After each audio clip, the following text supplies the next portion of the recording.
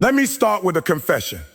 For most of my early life, I was a professional or I wanted the grades, but I didn't want to study. I wanted the body, but I didn't want to run. I wanted the respect, but I didn't want to be accountable. And do you know what that made me? A professional victim. Because wanting without acting is just a fancy name for suffering. But then something shifted. I realized that the world is not split into the lucky and the unlucky, or the gifted and the ordinary. The world is split into those who understand a certain hidden mechanism and those who don't. Today, I'm going to unpack that mechanism for you. I am going to tell you exactly how to get whatever you want. And I warn you, it has very little to do with positive thinking, vision boards, or manifesting your dreams while you scroll through social media. Step one is the most brutal and the most necessary. You have to stop lying about what you actually want. Most people fail before they start because they are chasing a watered down, socially acceptable version of a dream. They say, I want to be rich, but what they really want is to feel safe. They say, I want a relationship, but what they really want is to avoid being alone. These are not the same thing. Safety is not wealth. Avoiding loneliness is not love. If you pursue safety, you will never take the risk that creates fortune.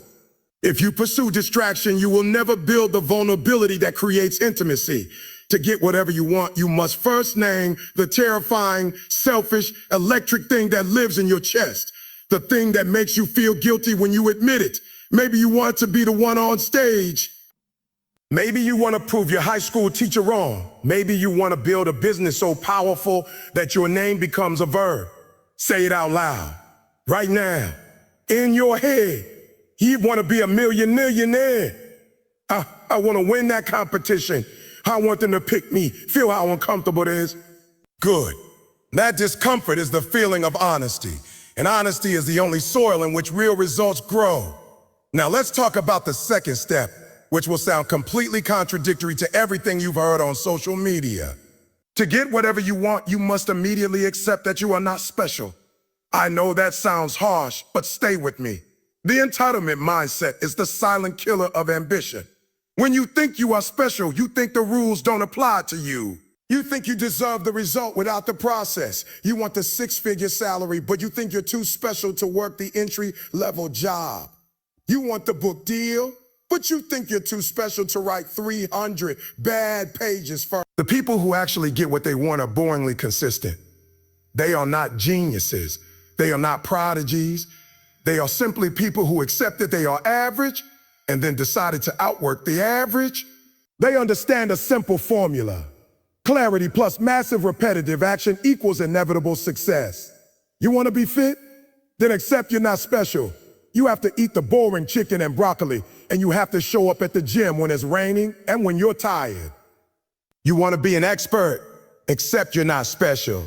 You have to read the 500 pages that everyone else skips. The moment you stop trying to be a unique snowflake and start being a reliable machine, you become unstoppable. This leads us to the third step, which is the real secret. The real secret to getting whatever you want is to stop focusing on the thing you want. I'll say that again. Stop focusing on the outcome. Focus entirely on the system. Let me give you an example. If you want to write a novel and you spend all day dreaming about holding the finished book at a signing event, you are going to fail because the dream feels good and your brain will get the dopamine hit from the fantasy, and then you will have no energy left for the work. But if you say, I don't care about the book signing, I care about the system. My system is to write 400 words every morning before I check my phone, then you are no longer chasing a ghost. You are building a habit, and habits are physical. Habits are real. The universe does not reward desire. The universe rewards behavior. You can want $1 million with every fiber of your being, but if your daily behavior is hitting snooze, watching Netflix, and complaining about your boss, the universe isn't listening. The universe is a mirror. It reflects your actions, not your thoughts. So ask yourself this painful question based on my actual schedule, my actual bank account, and my actual daily choices. What do I truly want? Because your calendar doesn't lie. If you say you want to be healthy, but your calendar says a gym, 0 hours, then you don't want health. You want the idea of health. That's fine, but don't confuse fantasy with ambition. The fourth step is where most people break. You have to learn to love the no. You have to learn to love the rejection, the failure, the embarrassment, because getting whatever you want is not a straight line.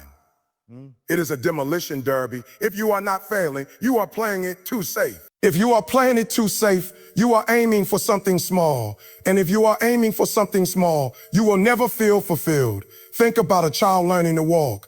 Does a toddler fall down and say, well, I guess walking isn't for me. I'm a failure.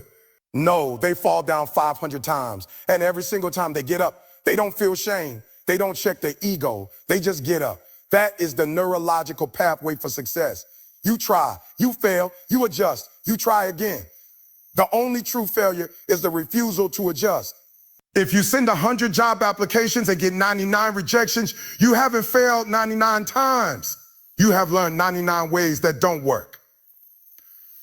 Thomas Edison didn't fail 10,000 times. He successfully found 10,000 materials that didn't work for the light bulb. That's not a tragedy, that's data. So you need to reframe your relationship with pain. If you want something that everyone else wants, money, status, love, freedom, you are competing against billions of people. Why should you get it? What pain are you willing to endure that they are not? That is the only question. The person who gets the promotion is not the smartest. It is the one who is willing to do the boring work on Saturday morning. The person who builds the business is not the most creative. It is the one willing to hear 100 investors say no. The person who wins the race is not the most talented. It is the one who is willing to run when their lungs are on fire. You don't get what you want. You get what you are willing to suffer for. Now, let's talk about the fifth and most subtle step. You have to kill the imposter before it kills you. The imposter is the voice that says, I'll start on Monday. The imposter is the voice that says, I just need one more course, one more certification, one more tool. That voice is a liar. It is your fear dressed up in a suit called a preparation. Preparation is not a prerequisite for action. Action is the prerequisite for preparation. You do not need to feel ready. You do not need to feel confident. You need to feel awkward, scared, and unprepared, and then do it anyway. Confidence is not the cause of action. Confidence is the result of action. You don't get confident by thinking about speaking on a stage. You get confident by speaking badly on a small stage, surviving, and then doing it again. You don't get rich by reading about investing. You get rich by making a small investment, losing money, learning and trying again. The gap between wanting and having is the gap between thinking and doing. That gap is only crossed by one thing: imperfect, messy, terrifying action. Finally, you need to understand the law of the harvest. You cannot plant corn seeds in the morning and expect corn cobs by the afternoon. That is childish. And yet we do this all the time with our goals. We work out for 2 days and look in the mirror upset that we don't look like a superhero. We write for a week and wonder why we aren't a bestseller. We are nice to our partner for one afternoon and get angry that they aren't worshiping us. This is emotional immaturity. The harvest comes after the season of work, not during the season of planting. So your final instruction is this: plant the seed today, just one seed. Do not worry about the harvest. Do not check the soil every 5 minutes. Do not dig up the seed to see if it's growing. Just water it every single day with disciplined action. And while you are waiting, become the person who deserves the thing you want. If you want a great partner, become a great partner. If you want financial abundance, become abundant in your generosity, your work ethic, and your creativity. If you want respect, become respectable in your conduct, your word, and your reliability. Because here is the ultimate truth. You don't get whatever you want by taking it. You don't get it by wishing for it, stealing it, or tricking the universe. You get whatever you want by becoming the kind of person who naturally attracts it. The world is a fair mirror. It gives you back exactly what you are. If you are a person of action, you get result. If you are a person of excuses, you get nothing. If you are a person of courage, you get adventure. If you are a person of fear, you get a small, safe, miserable life. So stop wanting, start acting, stop lying, stop lying, start doing. The thing you want is on the other side of a door that you have to walk through. And walking is a physical act. It requires legs and momentum. It requires you to stand up from this chair right now and take one step. Not a perfect step, Not a guaranteed step, just a step. And then another, and another. That is how you get whatever you want. Not by magic, by motion. Not by dreaming, by doing go now. Your future self is already thanking you.